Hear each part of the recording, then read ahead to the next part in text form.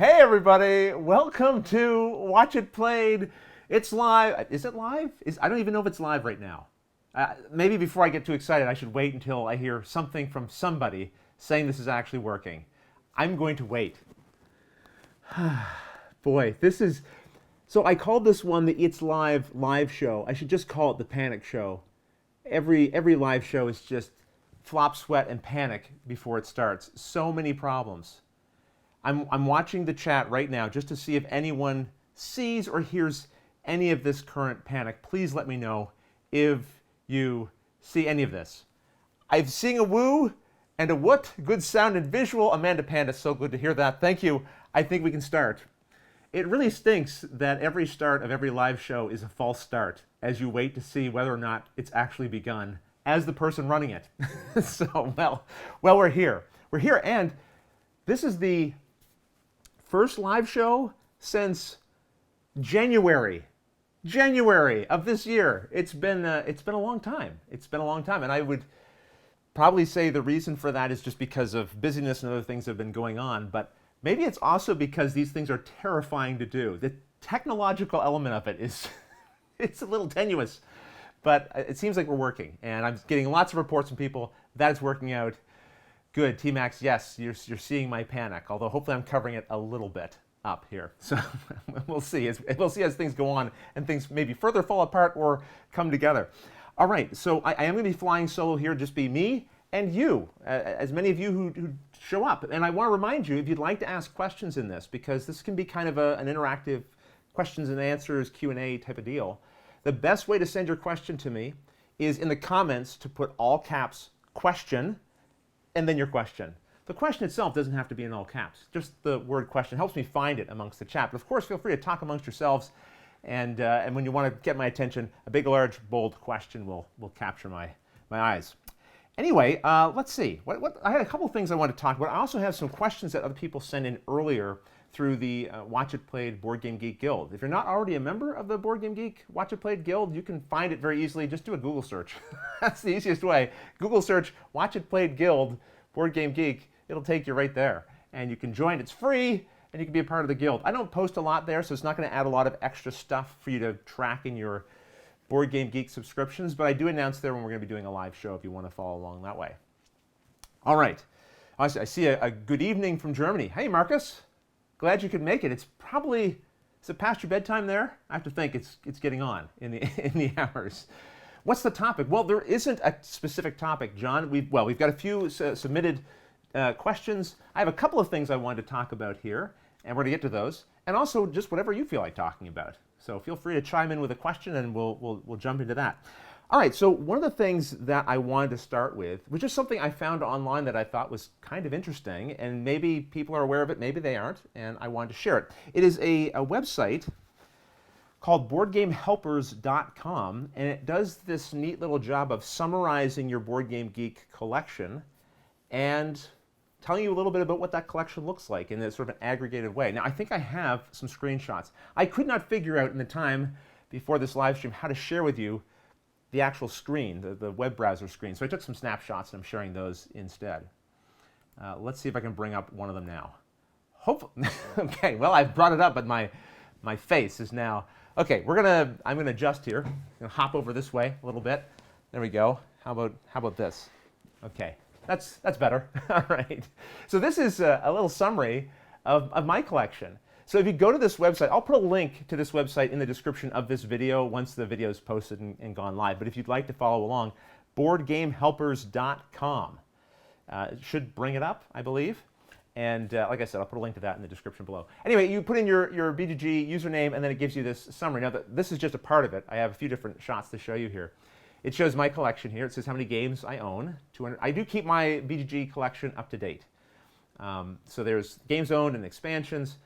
My collection, I am trying to sort of compress and shrink it down. You might have seen me talk about collecting games and how your collection plays a part in your life as a gamer in a Table Talk episode that I did last time around. I have a new Table Talk episode releasing tomorrow, actually, with a brand new topic, all about game balance. So there's the spoiler. That's the first anyone's heard of it. I don't even think Scott knew that. And Scott Alden's in the chat, I believe. Hey, Scott!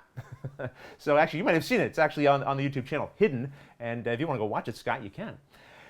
So let's see here. I have notice the ratings given. 0 ratings. That's right, I don't rate my games. That's actually I think might make an interesting Table Talk topic in the future. Because ratings around games on Board Game Geek is serious business, it seems like. When Tapestry came out, there were a number of people who, before they'd played the game at all, were rating it 10s. And then some people felt that wasn't right, so they went in and started rating it 1s. You know, how 2 wrongs make a right, that whole deal. Anyway, again, you know, people, because I guess they don't want to see games ascending the ranks before they've earned it, I guess. Which, look, I can appreciate that on some level, but I think people take it pretty seriously. When I first started ranking games on Board Game Geek back in the day, I did it just to show which games in my collection I had played and which. So I used to rate a game an 8 if I had played it and liked it. In other words, if it was a game that was going to stay in my collection, it was just an 8 every time. I didn't try to figure, is it a 6.3? Is it a 7.2? You know, I just went 8. It's a game I want to keep, 8. And then if it's a game I hadn't played, I didn't rate it. And if it was a game I played but didn't really care for, I just removed it from my collection. The thing is, I mean, I think there was a way back then to just say if you had played the game or not. I didn't know about that function, so I used my ratings in a way that technically isn't really the way it's meant to be used, but that's the reality of a rating system that's being used by millions of people. You can't really dictate how everyone uses it and why they use it and all the rest of it. Hopefully, though, on balance, when you have hundreds of, maybe thousands, in some cases maybe millions of people rating the games, it all balances out and comes out in the wash. It might be an interesting thing to talk to Scott a little bit about. I'm sure he's talked about the rating system and how it works in some detail before, but I think it's something that a lot of people are not intimately aware of how it works, and that might be an interesting Table Talk to go into, maybe. All right, I'm on a tangent here about Table Talks. Let's talk a little bit about my collection here. So, favorite games. No user-rated games in the collection. So I have no favorite games. I have no least favorite games. But most popular games. I don't know how this is rating this. Warhammer Underworld's Beastgrave. This might be the last game I entered into my collection, possibly.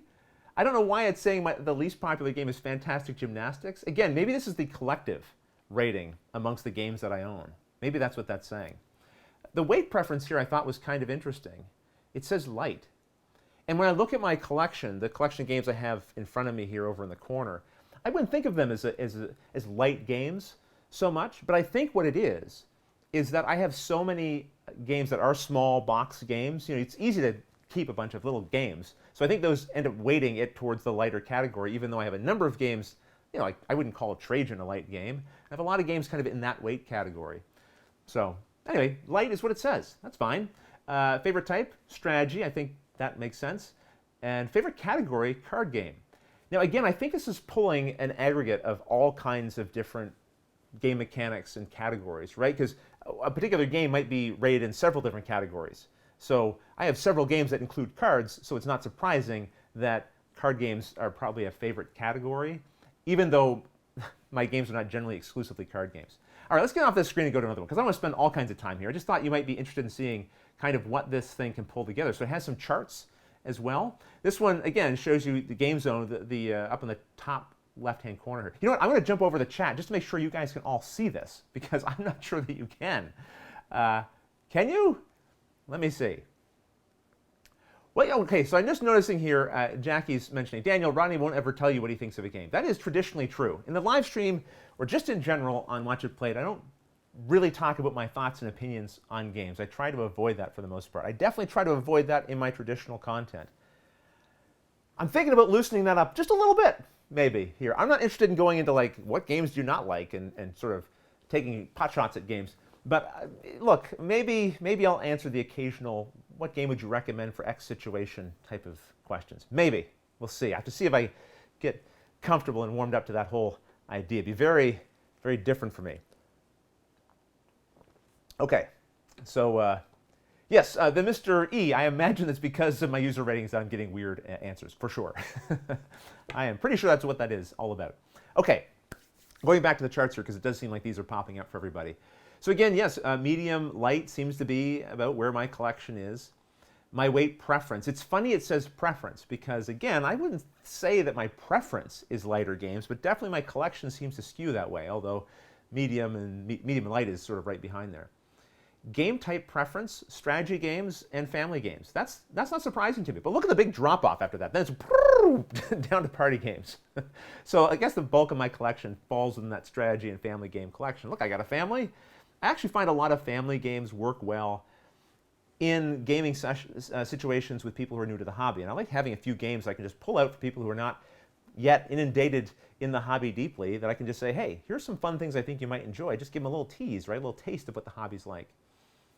But clearly, the one thing we can say, I'm a cult of the new gamer, right? You look at the year published there, and whew, that graph goes way up. You know, I'd be interested to see Scott Alden's chart for this. Scott, who's the owner of Board Game Geek, because his collection, you know, goes pretty deep and wide. And I would imagine maybe his is a little more flat across the top. I don't know. All right, let me just bring up the next chart here. This one here, top 10 game mechanics, or okay, this, unfortunately, this screen is a little small. I'm going to have to get a little closer to see. Hand management and dice rolling, variable player powers. Yeah, I can see that. Hand management, that makes a lot of sense. I really like managing a hand of cards and doing things like that. Card games, again, very high, and then it drops off in the different 10 game categories.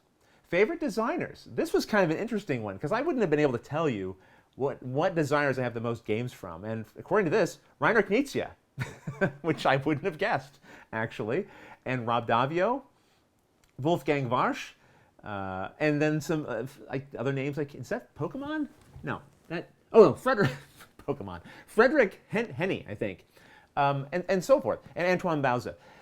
Notice, though, 5 games, even though Rob Davio, for example, is a designer who I have one of the most games for, it's only 5. And I think that's probably a product of me shrinking down my collection a little bit over the last year or so. And then favorite artists, I won't read those off, but because I can't see them and you can't either. So, all right, let's go to the last screen here.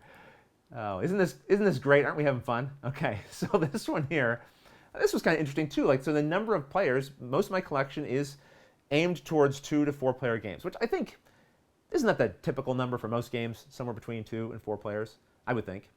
And then best number of players, again, 4, which I like seeing. My user ratings, just how boring, right? Just abysmal. No ratings, none at all. But the BGG rating, so this shows you, I guess, how my collection is rated amongst all BGG users. And the majority of my collection seems to be in that 7-point range, which is where a lot of games sit. I mean, it's very difficult to get up in that 8 and 9-point range because, look, the reality is not everyone likes everything. Even the most popular games, there's going to be some people who don't like them, and that's going to bring the rating down. Let me just hop back over here to the center. So that is, again, if you're just joining us now, that is boardgamehelpers.com. It's a neat little way you can plug in your username there and get a little assessment of your own collection. It's kind of neat sometimes just to take stock of what your collection looks like in pie charts and graphs, isn't it? It's kind of fun. So look, I have some other things I want to go over. Let me just jump over to the Q&A because I want to grab some of your questions here while you have them and make sure I'm not missing them. And then we'll keep going back and forth between questions and some of these topic things as well. Okay, so right back to the top. Jackie writes, why do you not recognize your cat as the superior being he is? Okay, Jackie, I should have known before I started reading that. Jackie loves cats a lot. I have one of those creatures in my home. It's fine. His name is Elvis, although we typically call him Bean. If you'd like to see more of Bean, Elvis, and other aspects of my life, you can find that over on my other channel, Rodney J. Smith. So it's youtube.com/Rodney J. Smith. I have a vlog there that I post semi-regularly. I try to, weekly. Sometimes I get more than a couple of weeks. Depends on my travel, really, is what interferes in my workload. But yeah, you'll find Elvis creature on that for sure. Okay, and he's fine. He's fine, Jackie. Okay, cats are okay, I guess. Amanda Panda wanted to know, question, Luke or Pep? Do you mean are they going to be here? Well, Pep's not here. Luke is upstairs playing Rainbow Six Siege, I believe, with a friend. Luke has started high school. Can you believe it? It's crazy. It's crazy. He's in high school. It's wild. Okay. Let's see what else we've got here. Scroll on down. I think this is everyone now joining as things got started. Isaac Poe would like to know what's your favorite food to eat while gaming. I do like chips. I don't mind some peanuts. And I don't mind a nice beverage. You know, I used to be much more particular about food around my games. I think probably I don't know if a lot of gamers are, but I think it's a common conversation. Keep the Cheetos away from the board games and the chicken wings. And I can appreciate that. I don't want my games ruined per se. But I used to be like, keep all the food away. Like, we'll have the food table over there. We'll eat at the food table. And then we'll wipe our hands off. We'll come back to the game table afterwards. I don't know. I think I'm sort of, as part of my shrinking down my collection, part of that is also just trying to have a relationship with my collection that doesn't treat it with such reverence that people can't enjoy themselves around the games that we're trying to play. You know? And again, I think that comes also from the recognition that there are so many games. And let's say I ruin a game. Guess what? I've got like a couple other ones. It'll be fine. That's kind of the attitude I'm trying to have about it. And I don't have that perfectly. Believe me, there are times when I get a little precious still about my games and my components. But it's an adjustment I'm trying to make overall. Okay. Solo Play Gamer would like to know, how's working with BGG? Working with BGG has been really, really good. You know, one of the things that was quite special, I guess, about that union was the way it came about. And I've told this story before. I won't draw it out here. But I had been thinking a couple of years ago now, it was at an Origins, I was talking with a friend, and we were just sort of discussing, you know, what's next for Watch It Played? What are the next things I could do? Or how is the show going to continue to go on and sustain itself and allow me to continue to earn a full-time wage and all the rest of it, right? All the questions you have to ask when you're running your own small business. And one of the things I was thinking about is like, well, what's the next partnership I could have potentially?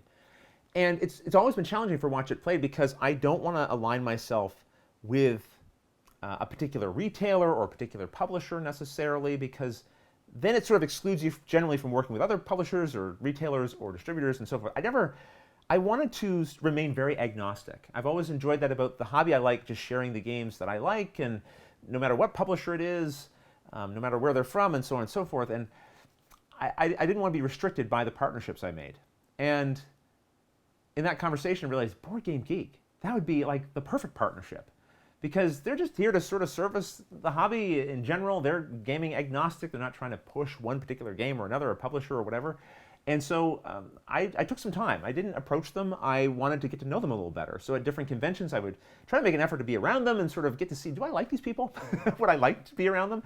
And then crazily enough, at Eschenspiel one year, we were just walking together, and they brought up to me just the question of would I ever want to consider joining forces with them. And so it happened in this very nicely symbiotic way, and the partnership has been great. It's really, really good. I'm able to, I think, hopefully you can tell if you follow the channel, you know, I still do lots of gaming tutorials, and I still do basically everything I want to do. So it's kind of a perfect relationship, but I also get to partner with them and do things with them at shows and be with them at different events. And yeah, it's been really good, and it's a really good team over there. So I'm excited to see where Board Game Geek continues to go and grow. There's lots of changes on the horizon. We've already seen some of those this year, and there's more on the way. All right. So Landon Zimmerman wanted to know, are we playing a board game? You know, I was thinking about potentially playing something here with you guys, because typically during a live show, I will try to do that. I had enough complications setting up the one camera, and generally to play a game, I want to have two cameras. So we're not going to play a game here. If you're waiting for a game, I understand. If you want to check out, that's fine. But if you want to hang around and gab, we're going to be here for a little bit, and let's hang out and have some fun, right? And we'll talk about games. Let's see here. Marcus just asked me to calm down, take a breather. Thank you, Marcus. Very, very good words of advice there. Exeliandor or Oxyrador wants to know what I'm drinking tonight. I don't know. Something I poured in this glass. Let's just say that. It's in my Cabalist glass, though. Cabalist till death. Love the Secret Cabal Game Podcast. If it's a podcast you haven't listened to, I'm sure you've heard of them. You should check them out. They're great. Fantastic. All right. Let's see here. Oh, Amanda Panda wanted to know, how do you organize your games on your shelf? I wish, would I risk taking the camera and picking it up and taking it over to the shelf? Oh, this is a terrible idea, Amanda. Terrible. We're going to try. Oh, this is such a bad idea. This is such a bad idea. Okay. Oh boy, this could just go so poorly, so quickly. I can't, here's the problem. I can't even see anything that the camera's seeing right now. I don't know if things are in focus or not. Okay, okay. Oh boy, Amanda, this was a bad idea. Why did you let me do this? Okay, the lighting's terrible over here as well. Let's see if I can make an adjustment. Oh no, what have I done? Oh boy, I just did something I should never have touched on the oh man. It's going to be fine. Everything's going to be okay. Oh, it's not going to be okay. What have I done? All right, here, we're good. I'm going to unplug it's going to be fine. Just, if I disappear for a second, I'll be back. It'll be okay.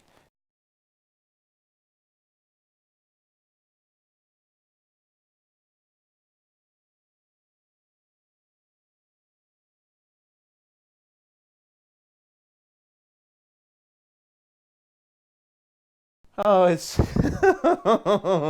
oh, it's great. Oh, it's working. It's working. Okay. Okay. Back to is everyone dizzy yet? Has anyone thrown up yet? Gosh. Oh, is it any wonder I don't do this more often? Okay, so here's my game, a good portion of my game collection. The rest of my collection, for the most part, is down around that corner. We're not going there. I am tethered to a computer. I'm not walking over there. How is this organized? Well, I brought you all the way over here to tell you that it isn't really. So this was a good use of our time.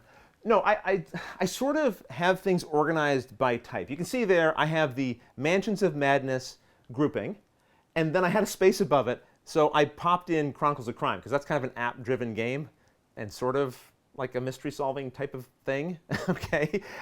Over here I have I have games that are all kind of a similar weight, sort of, right? So that's what that is. Here's like some Felds and some Euros kind of grouped together. Up on the top I have some lighter games. Generally, it's by types of categories or similar games. Like this is kind of the medium weight game area here. Then we've got down here very clearly the war game section and so on. So there's not really like an alphabetical or any kind of real smart system to it. Okay, now I've got to rebalance. Oh my goodness, what have I? I'm going to try to rebalance the camera here. This is going to be fine. Just give me one more second. But yeah, there's not really any sort of significant organization going on there. It is generally grouped by some kind of similar type categories, I guess is what I'm doing. It's really crazy trying to do this and balance the camera at the same time, but it's fine. Okay. All right. I'm coming back. Here we go. So that is how I organize my my collection. I don't. Not really. Sort of by size. That's the main way I organize it. Now I need to go right to the bottom of this chat to make sure that, I don't know, is everyone still here? Is this even working anymore? I'm going to actually just go into the live stream itself to make sure that I'm still here. Yes, I am. Okay, good. I didn't lose you all. Oh, some of you were probably hoping I had lost you. Okay. So yeah, and I get asked all the time, where do these shelves come from? Where can I buy these shelves? Well, these were done by a local carpenter, so unfortunately you cannot buy them somewhere, but I measured them for a certain size of game and height, and I thought that the carpenter did a fantastic job. I really do like that little sort of gaming collection nook over there. The rest of my collection is basically made up of the games that don't fit in these shelves, and that's, again, around the corner.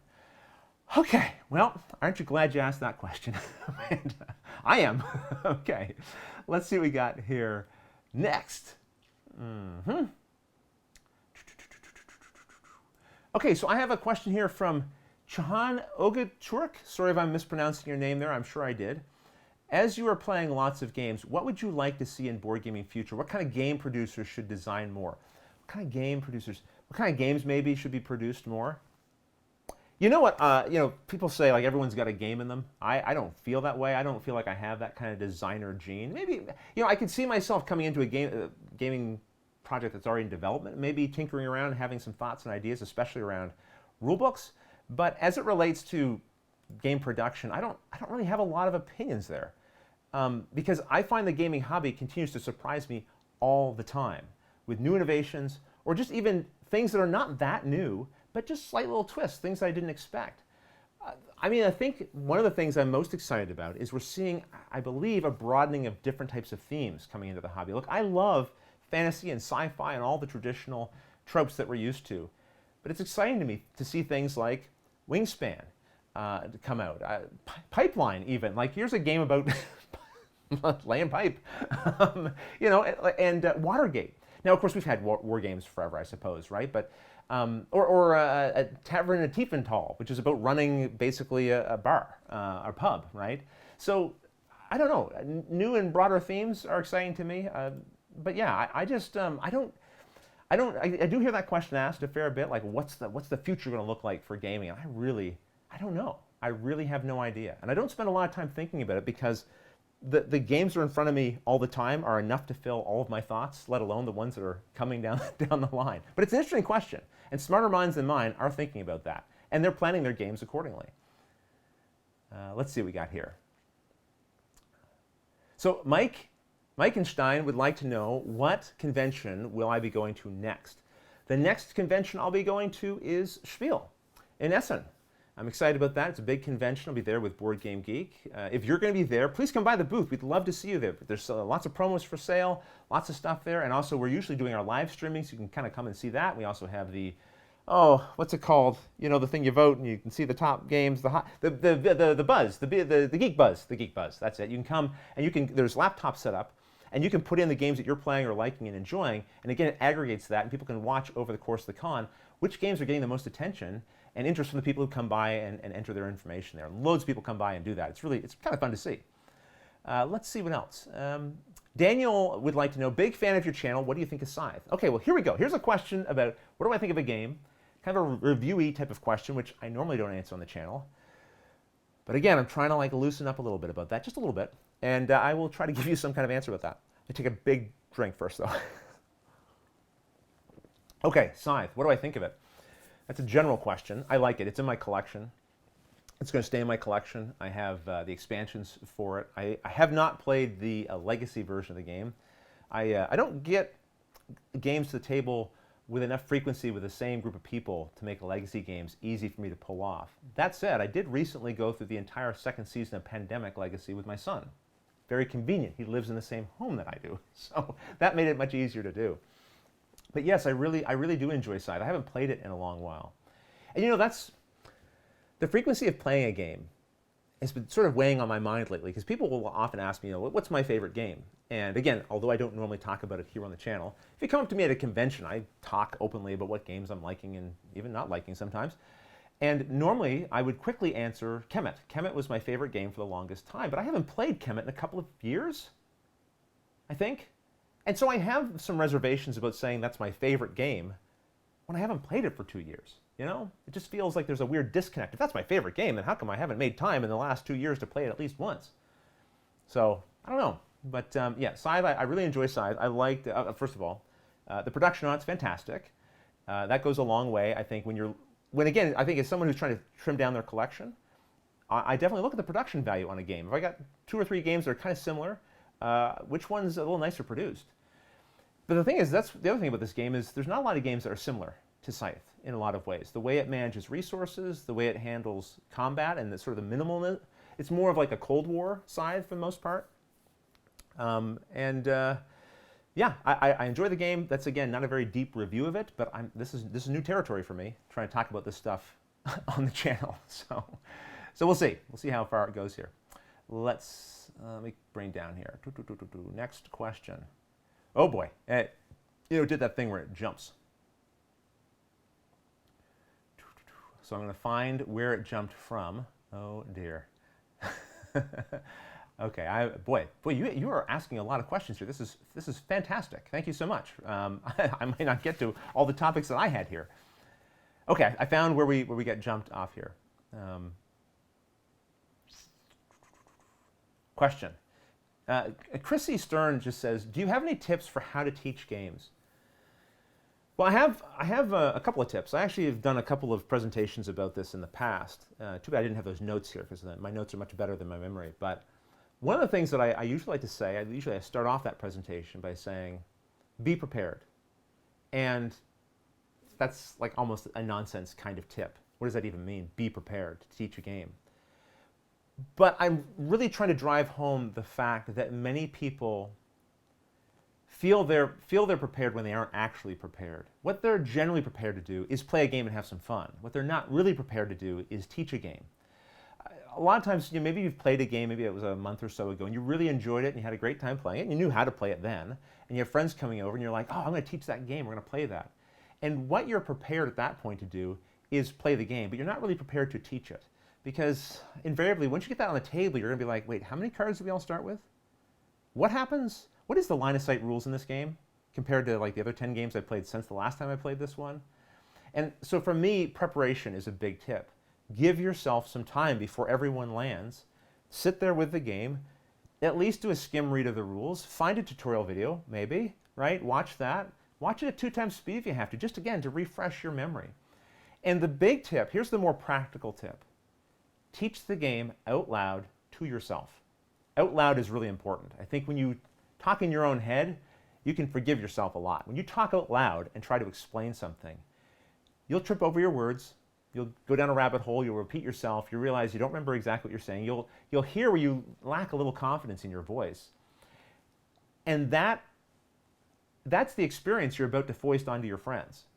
So I think it's really helpful to be able to say it out loud to yourself and then actually build up the confidence to realize, no, I do know how to explain this. From start to finish, I know the beats of explaining this, and I've now done a sort of a dress rehearsal. Bring the friends over and let's go, right? Another tip I have, I'll give you one more quick tip, because this could be like almost a topic unto itself. I think it's nice if you do the setup. There's different schools of thought here. It depends on the game. Sometimes you want to set the game up in advance. Sometimes you want people to be there to set the game with you, because it's a nice way to give people a tour of the game. But it's also a way to get them to help with the setup so they become more familiar with the game pieces. Oh, so these are the food pieces. Can you put those over there in a supply? Oh, over here we have the camels, whatever, Everyone's going to have 5 of these cards. Would you mind dealing out 5 of these cards? These are where you're going to get a lot of your resources in the game. Whatever it is, right? Just teasing out little bits of information that will help cement the stuff you're going to talk about later. Anyway, this is just a couple of things, but there's a lot more that could be said about this topic for sure. Okay, let me go down here. Solo Play Gamer wants to know, what is your favorite family game? I can tell you this. Time's Up Title Recall. This is a favorite game with our family. We love playing this game. Some of us more than others. I think my wife Christy doesn't love the performance aspects of Time's Up as much as the rest of us do, but she's a good sport. And we've had many a very fun and funny session playing that game together. All right, let's see what else we've got here. Oh, Amanda Panda would like to know, is Elvis allowed in the basement? No, he is not. Elvis, our cat, occasionally sneaks down here, but as soon as I catch him, he goes right up the stairs and phew, he is deposited out of the room. Part of the reason why I do that is I do have some friends who have allergies. And so I wanted to have like some space in the house that is sort of cat-free and potentially allergy-free for them to come when they come here. Especially if I have friends over to play games. I don't want them to come down here and feel like they're going to die. I don't really know how cat allergies work, but I don't know. That's what I'm trying to do here in the basement. Keep the cat away. Jackie wants to know, how do we get more women into the gaming hobby? Well, Jackie, this is a big question, and not one that I necessarily feel like I'm an authority on. But I have some feelings around it. I've sat at a few game tables where, at least personally, I have felt that the women at the table have gotten a little more attention from the more dominant male players in terms of guiding what they do on their turn. Treating them like they don't have a mind of their own to be able to figure out what they're doing. And the only reason I would say it stood out is because there was other new people at the table who were dudes, and they weren't getting the tips and the advice. Now, this can come from different places. Maybe it could be a little bit of flirting that's going on there. But I think if you're a woman coming into the hobby and you feel like you're getting some kind of different treatment, you're not being treated like other people in a way that doesn't make you feel comfortable, that's going to keep you away. I think the other thing that's going to keep you away is when you feel like it can keep some people away, I imagine. Again, I'm speaking as a guy. I feel out of my element here a little bit. So please take everything I say with a grain of salt. But I would think if I was coming into an environment and I wasn't seeing a lot of other women, if I was a woman, I would feel like, oh, is this not for me then? Why aren't there more women here? And I think it's like a cat chasing the tail here a little bit, is more women in the hobby will bring more women into the hobby, I think.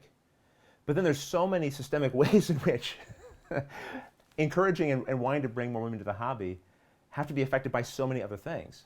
You know, some of it could be based on the themes of games. Some of it could be the representation of women in games, which we've seen historically. It's often been a lot of, well, it's a lot of attracting the male gaze, you know, in the way women are presented in games. And so, you know, again, for some women, that's fine. They're going to be fine with that. But other women, that's going to be a turnoff for them, right? For my wife, it would be. And so I think changing how games are presented, representation in the games, seeing yourself in the game, also finding other people who aren't people like me, like other women, strong women in the hobby who are in board game media that you can see representing you. I think that's another way that more women will be brought into the hobby. I wasn't really prepared for that question. That's kind of my rough thoughts around it. But hopefully that's somewhere on track. And there's, I believe, a lot more that can be said about it by people much more capable of talking about it than I am. But at least in my part, you know, there's little things I think anyone can do. And this is something that's been harped on for a long time, but it's the way pronouns are used in rulebooks.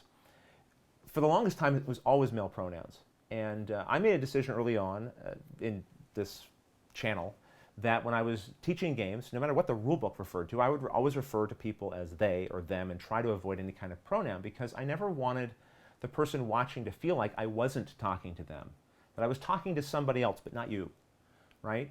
And I'm not saying that to call myself a hero or something. I'm saying this is something, I'm really saying that to say, this is something where the hobby is changing. I'm seeing that change happening, and I think that's a good thing overall. And hopefully, it is making it more open and appealing to people who aren't just guys like me. All right, let's see what else we got here.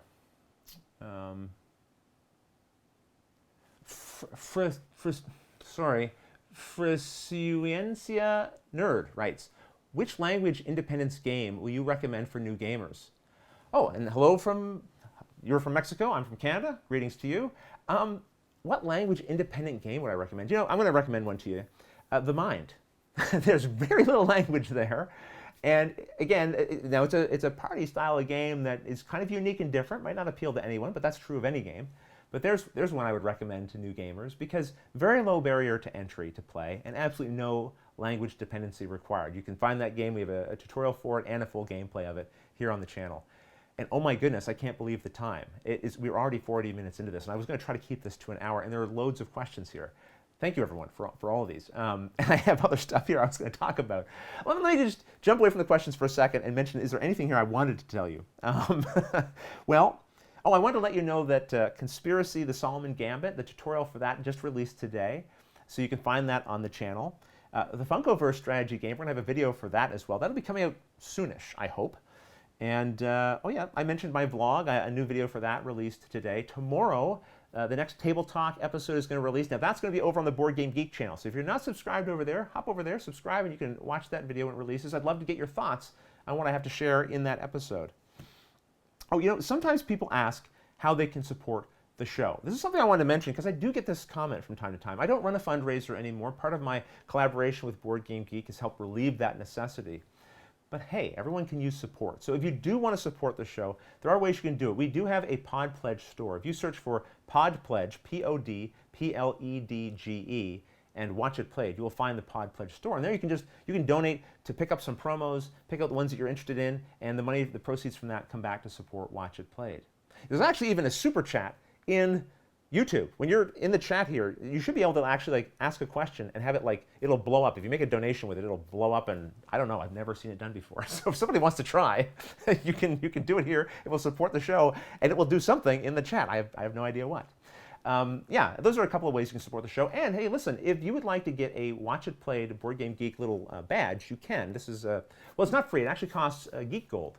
But if you go to our Watch It Played Guild, then in there I have a thread that is just like, hey, do you want a Watch It Played badge? You just post your name and say you'd like one. I will donate the gold to you, and then you can go buy a Watch It Played badge, and that just sports and sits underneath of your name on Board Game Geek. It's a nice little way of saying like, hey, Watch It Played is something I care about and enjoy, and it's a little way of sporting our colors under your banner and avatar on Board Game Geek. All right, I think those were actually the main things I wanted to go over here. And I have a couple other questions from people that submitted questions beforehand. So I want to do a couple of these. And if we have to do a speed round, we will do a speed round to get through as many of these questions that you're asking as well. Chaz Marler of Pair of Dice Paradise. That name sounds familiar. He says, do you have current plans to produce tutorials for any more older games? Sorry, I mangled that. Do you have current plans to produce tutorials for any more older games? Nah, I think he mangled it. That's not really good wording, Chaz. In other words, 5 or older oh dear Lord, 5 years or older games. And if so, are you planning on keeping older games in the mix? You know, and I guess in the mix of my rotation of making videos. And if so, would you consider giving me your shoes? What? Okay, well, first of all, yes. I have featured some older games, classic games on the channel in the last couple of years. We did Carcassonne and Pandemic. What other ones? Ticket to Ride, Small World. I just redid Small World. I already had done Small World on the channel, and it was a really neat opportunity to be able to go back and kind of give it a little bit of a polish, let's say. I think I've perhaps gotten a little better over the years, and so I was able to apply some of that to the new Small World tutorial. But yes, I definitely enjoy covering old games. You saw, if you were watching earlier, that I have a lot of games that sit on the cult of the new side of the scale. But I love classics, and I think when I've done classic games in the past, I'll often get joking comments, oh, well, 10 years late on this one, aren't you? Right? Fair enough, right? But that classic game, because it's a classic, it means it's still in stores today. It's somebody's hot new game who's joining the hobby now. And I like to think that our videos can support their entry into the hobby as well, not just the people who are on the cutting edge of all the latest games, although I like being there too. So yes, I have a couple of plans for some older games actually to release in, if not this year, then 2020, because man, the schedule is full. It's very full, that's for sure. Thanks for the question, Chaz. So Tristan Whitley asks, if there were 2 board game personalities, content creators, designers, publishers, etc., to pair up to make content that you think would be really fun to watch, who would you pick? I love seeing Marty and Chaz team up. Those guys crack me up so much. They crack me up too, Tristan. Well, who would I pick? Well, I would pick Rich Sommer. I would pick Rich Sommer with anybody or just on his own. I really think he's a funny, charming guy. He did Cardboard Cast, which is now gone away. Hopefully not forever, but yeah, I would enjoy that. But since I can't have him back, I would be selfish and say I'd like to partner up with everybody, because there are so many incredibly talented people who make board game media, who have been doing it for a long time, plus a whole influx of new people coming into the hobby doing new things we haven't seen before and doing them really well. You've got people like Ella loves board games, Stella from Board Game University, Paula Deming, Matthew Jude. Matthew Jude's like doing, what, 15 reviews a day now? Or something crazy? There's just so many people. And again, just doing all these really creative things. I find it really invigorating and exciting to see. So selfishly, I'd want to do things with all of them. Okay, let me try to answer your question. I think I would say, I would really enjoy seeing more pair-ups between Paula Deming from Things Get Dicey and Kiki from Girls Game Shelf. I find them really funny together. And they did a really great spoof video on the box flip. If you didn't see that, you can find it on Twitter, I'm sure. And then, who else? You know, Matthew Jude and Christian Kang, I think would be a fun team up as well. But really, there's loads of people. I think we're going to just see more and more fun and exciting things on the horizon from new people and people who've been doing it for a long time like myself. I mean, hopefully, I can continue to stay relevant and continue to provide you with things that you want to see and that help you in the hobby and so on. Ryan Ballinger writes, how's your miniature painting going? I'm guessing you probably don't have much time to dig into it, but curious if you've done anything recently you'd like to show off. Well, let me show you what I've done recently. Boy, this is going to blow your mind. Check out the paint job on this fella. It's out of focus. Let's see if I can give you the focus, because I wouldn't want you to miss any of this amazing detail. There we go. Check that out. Yeah, it's just solid gold. That's I did this about a month ago, I think. 2 months? 2 months? It's 2 months ago, isn't it now? Yeah. So yeah, it's not going real well, Ryan. It's not going real well at all. I assembled a bunch of Warcry miniatures because I think this game sounds exciting and fantastic. It's another miniatures like skirmish game set in the Age of Sigmar universe, but the rules seem really streamlined and dramatic and cinematic and exciting. So I've been trying to slowly put those together so I can maybe get a game of that, and maybe at BGG-Con I'll get a game of that played. I'd like to, anyway. So yeah, that's that. Vincent Vignola wrote, you seem to have been going to a lot of conventions this year.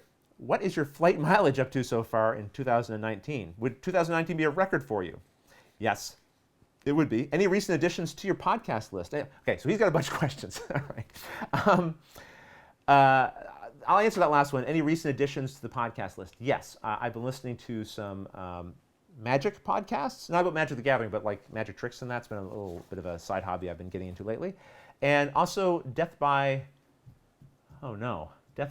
Death by Monster from Paula Deming and Nick from Brothers Murph. And that Matthew Jude fellow from This Game is Broken. And it's a really excellent podcast. And none of these are about board games, but they're really good. So I recommend checking them out. I still have a big slate of board game podcasts as well, including the Variable Player podcast, which I just started. Well, I didn't start listening to it recently. It's a recent podcast I've been listening to. And their last episode I thought was excellent. I would highly recommend you check it out. Yes, I've been to a lot of conventions this year. I actually wrote them down on the list because I couldn't remember all of them. I've been to AirCon, Gamma, Origins, BGG Spring, BGG at Sea, Buckeye Game Fest, Edmonton Game Spiel. I was in Los Angeles twice, which were for board game related things. And I'm going to BGG Con and Essen Spiel.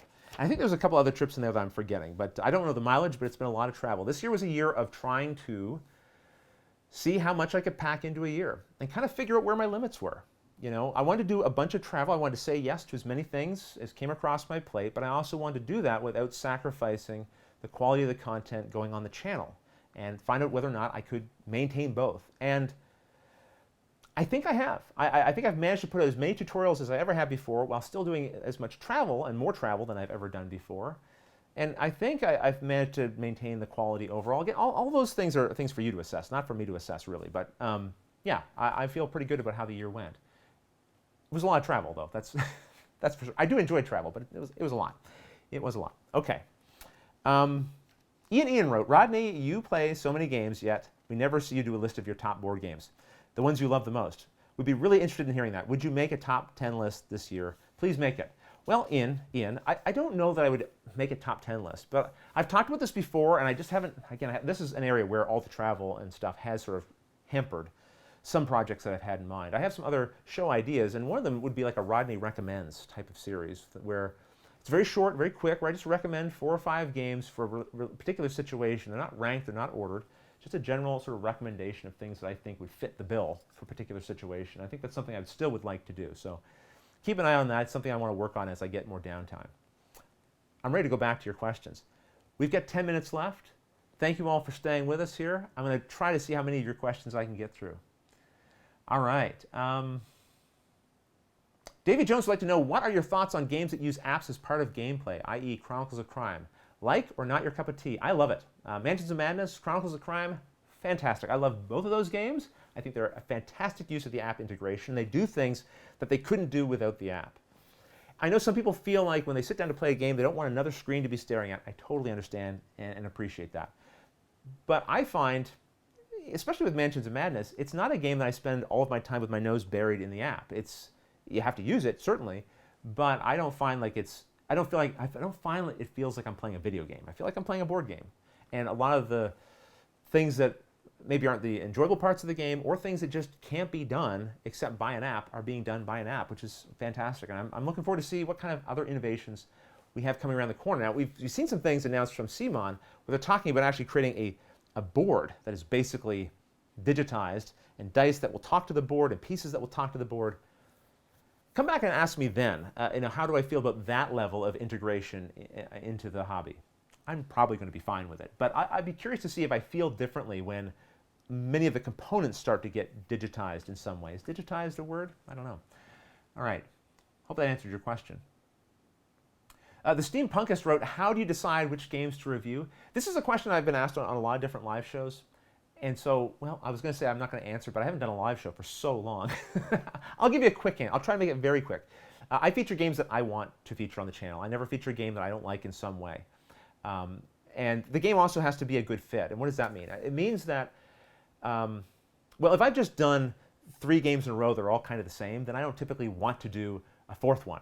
I want to mix it up a little bit. So sometimes a game might be one that I would enjoy doing, it's just the wrong timing. Sometimes it's a good game, but I just don't feel the production's there. Or I don't feel like it's widely available enough. So I'm going to feature a game that you're going to see and maybe be interested in, but then you won't be able to get. So I try to avoid things like that. And then, of course, we also partner with the publisher. And they sponsor the show. They pay for a good chunk of it. And then that allows me to keep doing this full time. So we have to find a game that I like, has to be a good fit for the show, and then the publisher reaches out to sponsor it. And so far, so good. The schedule remains full, and they keep making games. So, I mean, I'd be fine if the publishers all just took a month off. That would be okay with me. But no, it's a good time to be a gamer, for sure. All right, let's see what's next. James asked a similar question about apps, so there you go. 2 birds with 1 stone. Eric would like to see the kids back on for a reunion. Well, we'd have to get the kids back in the house. Andrea is working and not living at home right now. Luke is here, but he's also very busy, school and a job. It keeps a young person busy. And the videos, I'm sure when you watch a video, you think, well, there's 20 minutes. That's a 20-minute video. That can't be very long to put together. But the time commitment might be more than you would expect for that. So it's difficult, especially with the gameplay, because those tend to be over a series of episodes. And so that means I need to be certain I can lock someone in on a repeated basis. And with all the travel I've been doing, that really cut down the number of gameplay videos I was going to do this year. Will that change in the future? Very possibly. All right, let's see what's next. TTT4 for Life would like to know, what publisher gets you the most excited when they announce a new game? Which IP or theme gets you the most excited? IPs and themes, look, I'm more of a fantasy over sci-fi, but one of the things that gets me the most excited is a theme I'm just not expecting. I like being surprised and seeing themes used in clever ways or themes I just wouldn't have expected. In terms of publishers, Stonemaier Games, I'm always interested to see what they're going to do. Roxley Games, I think, have been knocking it out of the park, both with their productions and the games that they've been producing. Brass was just amazing. I loved Brass Birmingham. I thought it was fantastic. Ryan Lockett, anytime he does something, I get super excited. Sleeping with Gods looks like another beautiful game. The games he's released recently, these ones that combine the storytelling with the gameplay, have been really interesting, and I feel like each one, in my opinion anyway, has gotten better along the way. Jerry Hawthorne's another designer that I get really excited about when anytime he's got a new game releasing. So yeah, lots of, again, it's a good time to be a gamer. Yeah, there's so many games to look forward to, so many designers to be excited about and interested in. Elizabeth Hargrave, after Wingspan, anything she puts out, I'm going to be paying attention to. Oh, I just keep thinking of more names as time goes on. Nikki Valens, another designer, would definitely want to see any games coming from them. Okay, so what else we got here? Question, any expansion you like better than the base game, says Isaac Poe. Any expansion you like better than the base game? That is tough. You know, I'm just looking at my shelf, and the first thing that came to me was for Terraforming Mars. It's a small thing, but the Prelude expansion, I think, is, I don't want to call it an essential expansion. I don't think anything's essential. It really depends on what you like or don't like, but I really like that because it kind of kickstarts your engine in that game. So I really like the Prelude expansion for that game. All right, I'm gonna I gotta go faster. I gotta catch up. Frosky would like to know, have you ever cut someone's hair while they were sleeping? No, but I have drawn a mustache on someone's face when they were sleeping and written words on their forehead when they're sleeping. Does that count? Okay. Okay, I think I got to the part where I picked up the camera. That's how far back I am in the questions. Oh boy. So Browns fan had asked, you know, what game does your family love to play all the time? What's your go-to game? Andrea loves playing Mansions of Madness, so that's one we would go to. Christy and I really like playing Fox in the Forest and Codenames Duet. Luke plays anything and everything I throw at him, which is great. And Andrea would too, for that matter. But Andrea's just not home right now, so she can't. Let's see. I'm getting down the list. I'm making it. I am getting there. This is good.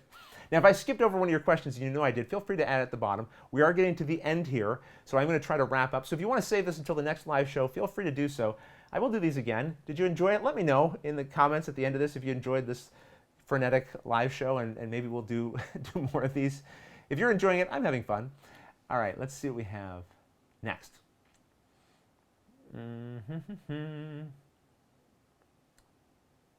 Oh, Marcus Haynes, this is an interesting question. Which game is so exciting that you can watch it all the way through without playing it yourself? Marcus, give yourself a star. I don't think I've ever heard that question asked before on any podcast or show or interview I've ever been in. That's a good one. All your questions have been great, everyone, by the way. But Marcus, yours was really good. Watergate. I love watching Watergate. It's a two-player game. I've played enough times to kind of have a sense of the cards that are in there. There's still surprises, though, when I play. And I find that game is so full of delicious tension. That game makes me so angry when I'm playing it in all the right ways. Like just, oh my goodness, how am I going to undo this problem? Oh my goodness, I can't believe I just did that. Why did I do that instead? Things are just always falling apart and getting put back together again, like a back and forth. I love the tension of that game. And so I enjoy watching other people because I can feel the tension coming off of them as they try to figure out what's my priority? What do I need to save? I can't save all this. What can I save? Or when they play that amazing card that just opens up or changes the situation dramatically, now their opponent is on their back heels thinking, what do I do? I really enjoy watching that game. The Mind is another game that I enjoy watching, but I enjoy watching The Mind when I'm over someone else's shoulder, so I can kind of celebrate with them when they have that great success, when the team plays that run of cards one after the other that should never have worked, and it does. Great question, Marcus. Okay, what else we got here?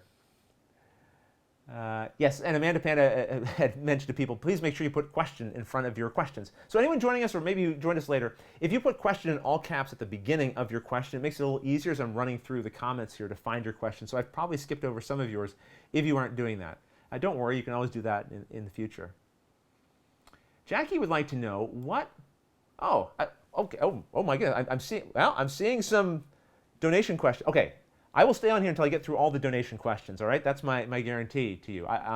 Thank you for that. That's really kind. It's very, it's kind of nice. It's like throwing a little tip in the jar, right? And I appreciate that. Thank you so much. Okay. Things jumped a little bit. Shoot. Oh yeah, what makes a good rule book, Jackie wanted to know. What could publishers do better? Why don't they put longer, better rule books online?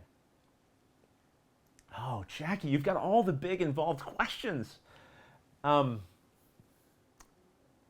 What makes a good rule book is blind play testing. I can always tell when the publisher has not blind play tested their rule book. You know why? Because within the first 5 minutes of cracking the rules, I've got 5 questions. And I know any other person would have these questions, or at least 1 or 2 of those questions. I admit sometimes I'm a little fussier because I've been doing this for so long. I look for the edge cases because someone's going to ask them in the comments, right? But it's pretty clear to me that a lot of publishers don't have their rule books blind play tested. What that means is take your game when it's done, take your rule book when it's done, and give it to a bunch of people who have never, ever played your game before. And you sit there and you observe them. If that's too creepy, then ask them to record it or something. You want to be able to watch, but you do not want to be involved. Don't answer their questions. Don't just take notes. What are they getting just tripped up on? What mistakes are they making? What things are they convincing themselves of the wrong way? Like when they are reading a rule and they're reading the rule book and they go, it must work this way. If it's not how you intended, you might need to clarify that. You might need to put an example in there. Blind play testing, please. Also, don't worry about over-explaining. Over-explaining is better than under-explaining. That would be my tip. I think there's a move happening to reduce the size of rule books in appearance. The number of rules aren't changing. They just want to make it seem like there's not as many rules in the rule book, so they want to trim out a lot of the fat. And I get that. When I'm making my scripts for my tutorial videos, I try to trim out as much useless information as possible. I don't want to repeat myself. I want to say things as efficiently as possible. But you have to leave a little bit of breathing room to give context to what you're explaining. The Tapestry rulebook is 4 pages. My tutorial video is 25 minutes. There's a reason why it's 25 minutes. I believed that for someone to be able to play that game competently and feel confident that they know what they're doing, they need more than 4 pages of information. They need a little bit of breathing room and context for that information. Now, I was able to learn how to play Tapestry from that 4 pages of rules. So I'm not saying it's a bad rule book, but it was not my preferred way of learning it. I had to do a lot of guessing, and the guesswork all kind of worked out. Things worked the way you would imagine them to, but I felt like I was making more leaps of faith than I would want to in a rule book. I want a little more support. So there's my quick question on a very, very big question. Good one, though. All right. Louis Nitzberg would like to know, how would you recommend teaching a more complicated game that doesn't have a watch it played video without being overly boring? This is tough. Here's my tip. One is, get a little smile on your face and a little energy in your voice and try to find the fun and the funny in the teach. If you can tie what you're teaching to the theme in a funny way, that can help a lot. The other big thing, though, is make sure the other people want to play the game. If they're not invested and you're about to sit them down to a very big teach, you're already losing that game, brother. You gotta you've got to get people on board to want to learn. You also, I think, should be really open and honest and upfront with them about how complicated the game is. I think it's better to let people know, hey, this is going to be a really heavy game. You can expect 40 minutes of a rules teach here. If you want to opt out, nobody will be offended. It's a big commitment. But we'll need everyone to pay attention for those 40 minutes, because if you miss half of this, it's going to be too hard to go over again, right? So I think being open and honest, making sure people really want to be there to learn that game with you, those are big things. And again, you do have to try to be kind of engaging, but also make sure you know those rules inside and out. And again, practice it out loud. I really think that's important. You want to make sure you're making it as concise as possible, again, while leaving that breathing room in. Man, there's a lot, right, to teaching a game, especially a complicated game well. There's a lot of responsibility. So again, anytime I see someone teaching a game, even if they're floundering, I just got to give them kudos for trying. It's the burden of the hobby, right? Someone's got to lower that barrier of entry to people, and that's usually the person teaching the rules. All right. William, you'd like to know what my favorite game has been to do a watch it played for? It's a good question. I don't know. I'd need to think about that one. That's a good one to put into the BGG Watch It Played Guild the next time I'm doing a live show, so I have some time to really think about that. Okay, I'm going to skip down. There's so many questions. So I'm going to skip down to some of those people who very kindly put a tip in the super chat, just because why not? I want to see what they've asked, and I want to make sure they don't get skipped over. And I also want to see how this works. Okay, so actually some people just tipped, so there wasn't a question related to it. It was just a tip. So thank you. That's great. And thank you for the kind comments, folks. Very, very nice. So actually, all of those are just tips. So thank you very much. That's really, really kind and generous. I'm going to say something here. If you come across me at a convention, you might get this speech in person. Sometimes people will let me know when they meet me that they donated to the show or supported it in some way in the past when we used to have our fundraisers. Maybe they picked up a promo or something. And what I don't think people can truly understand necessarily, unless maybe you're in a similar situation where you receive the support of other people you don't know at all, is that if you're someone who's supported the show financially in the past, if you enjoy anything about what I do at all, if there's a video you've watched and been like, man, that was really helpful, that saved my game night or whatever, or I really had trouble with that rule and this clarified it. Or maybe you were like, I don't know if I want to buy that game or not, and you watch the video and you're like, oh, I know this game is not going to be a good fit for my family, or maybe it was. If you've found something good in that, if you've heard me on a podcast and enjoyed that, or whatever the case may be, I get to do that. The only reason I get to do that is because of you. Like, this all costs money, right? The only way to do it is with financial support. It's the only way. To be able to do it in the long run, the way I've been able to do it. It's the only way. It's the only responsible way to do that, is that there would have to be some kind of financial backing. And if you've provided that at some point in time, you've made it possible. So if you like this, even this live show, this ridiculous live show, you made it happen. You are effectively to blame. And thank you for that. Thank you for being to blame for this. Thank you for supporting it. It allows me to do something that I find incredibly fulfilling. And I only get to do it because of you. So again, if you enjoy something about it, you made it happen. Thank you. It means a lot to me. It really does. I could get a little emotional about it. All right, let's move along here though before that happens. So I'm going to jump down towards the end, because it has been an hour now, and I would like to wrap it up. Just for the sake of anyone who'd like to watch this afterwards, I think an hour is like enough of an investment for people to watch and enjoy, and we can save some of this for later. I mean, we'll do this again in the future, and if some of your questions didn't get answered, feel free again to put them in the BGG Guild. But I love when people pop in here, just ask them live. It's really fun to try to rip off of these, especially some of the curveball questions that I get. So I'm going to try to do like the last couple of questions here on the list. All right. So Jennifer Sims would like to know, do I have any tips for starting a board game club at an elementary school? Ooh, that's a very specific situation. Well, first of all, anytime I'm thinking about teaching games to young kids, and this is true actually, it doesn't really matter if it's young kids or adults, try to play to your audience. What are the games that they would enjoy playing? Not what is the game that I'm most excited to be playing next? What would these kids enjoy?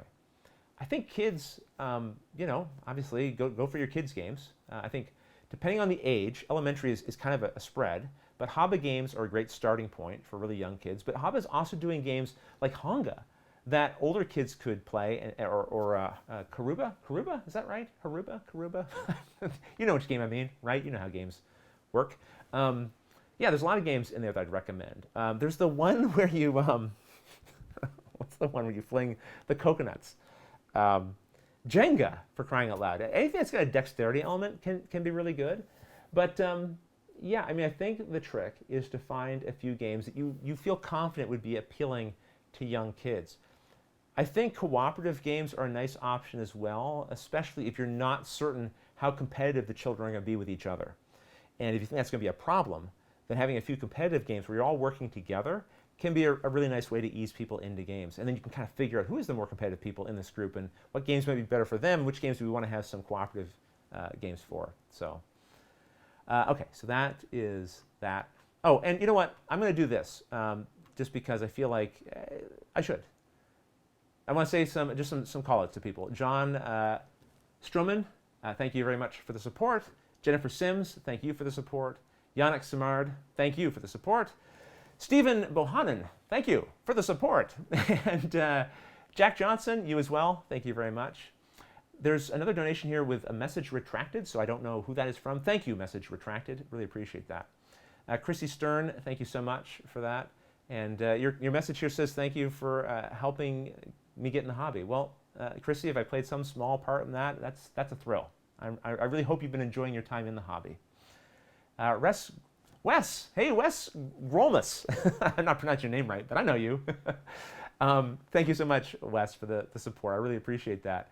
And yeah, he's saying he expects his donation to go directly to the Star Wars Rebellion tutorial video. Yeah, it definitely will go there, Wes. I assure you it will. And Eric Ricks, thank you so much for the donation as well. That's really nice. It kind of warms the heart a little bit. Thank you. All right, I think it's so hard to say goodbye at the end of these. It really is. I want to keep going, and I know I have to stop. Okay. Jahan would like to know, do I have any tips for box flippers? Last time I flipped a box, I lost a couple of pieces and found them under the couch. Look, it takes years of practice. Jahan, don't, start small. Start by flipping something like, a little jewelry box or something that's like really easy to hold. Also, don't be afraid to use two hands at once and then work to one. And don't try to flip and spin right away. Just throw up and catch, throw up and catch. It was years of that before I was able to do these one-handed flip and catches. I mean, it takes time. Don't rush yourself. You'll get there. You'll get there. All right, everyone. Speaking of getting there, I think we're at the end of this video. My batteries haven't run out. Thank you for joining me. It seems like, technically speaking, the technology all worked for us. So we made it to the end. And again, I just want to thank everyone for joining me, putting up with the foolishness. And maybe for the next one, I'll figure out a way to rig another camera. We'll do maybe a game of some sort. Maybe Luke will join me even, or even Pep. We'll see. But until the next live video or next video or whatever thing I see you in, thanks for watching. And now I have to turn this thing off. So there's an anticlimactic start to every live show, and there's the anticlimactic ending. All right. One little question here from Halo X30, since I'm stuck here anyway. He says, I met you at Essen a few years ago. It was really nice meeting you. Do you have any tips when in front of the camera? You make it seem natural. Do I? Does this seem natural? Oh, you are very generous. You're very generous and kind. Well, for my tutorial videos, I have a script, so that really helps a lot. A lot of my videos, I have scripts and talking points and things like that to help guide me. Obviously, this I do not, and I think it shows a little bit. But I think my biggest tip is to be at least a little passionate about what you're talking about. Have a little bit of knowledge, too. That can be helpful. Because what I mean there is not like, oh, you have to be a real smarty pants. I just mean the more knowledgeable you are about the thing you're trying to talk about, the more confidence you can have in that part of it. And then you can focus on the more relaxing part and the engaging part and the charismatic part of it, which may be a little more challenging for you depending on your personality and makeup. All right, I found the button that turns this off, so we're going to stop the stream here. I think. Let me just double check. Do I have the button? I think so. Yes, I do. All right, everyone. Thanks again for joining me. It was a lot of fun. Until the next one, thanks for watching.